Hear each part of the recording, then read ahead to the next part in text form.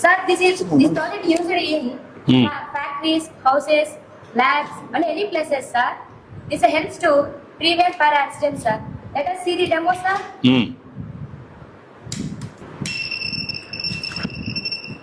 Okay, ఎక్కడున్న alarm వస్తుంది కాబట్టి ఇమ్మీడియట్ గా మీకు రెస్క్యూ టీం వస్తారు, అంతేనా? Yes, sir.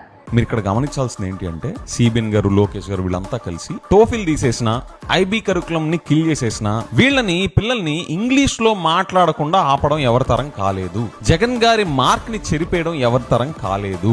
జగన్ గారి టైంలో 2.5 సంవత్సరాలు కోవిడ్ కి పోయినప్పటికి కూడా ఆ మిగతా 2.5 సంవత్సరాల్లోనే ఇంత చేంజ్ తీసుకొస్తే, ఆయన రిఫార్మ్స్ కంటిన్యూ అయి ఉంటే ఎంత చేంజ్ వచ్చేదో ఈ పిల్లల ఎడ్యుకేషన్ మీద అండ్ ఓవరాల్ ట్రాన్స్ఫర్మేషన్ మీద I can only imagine. Maybe 100% transform కాకపోయినా డెఫినెట్లీ ప్రీవియస్ ఉన్న స్టాండర్డ్స్ తో పోలిస్తే చాలా ట్రెమెండస్ చేంజ్ ఉండేది అని I can see that. And ఇక్కడ ఇంకో విషయం, అక్కడ ఒక వియర్డ్ థింగ్ జరిగింది, ఒక విడ్డూరం జరిగింది. అదేంటంటే పిల్లలు ఇంగ్లీష్ లో చెప్తున్నప్పటికి కూడా సిబిఎన్ గారు తెలుగులో వాళ్ళని క్వశ్చన్స్ అడగడం, తెలుగులో మాట్లాడడం. అండ్ అక్కడ కొంతమంది పిల్లలు ఈయన తెలుగులో మాట్లాడినా, సిబిఎన్ గారు తెలుగులో క్వశ్చన్స్ అడిగినా వాళ్ళు మళ్ళీ ఇంగ్లీష్ లోనే రిప్లై ఇచ్చారు. అంటే ఏం జరిగింది అక్కడ?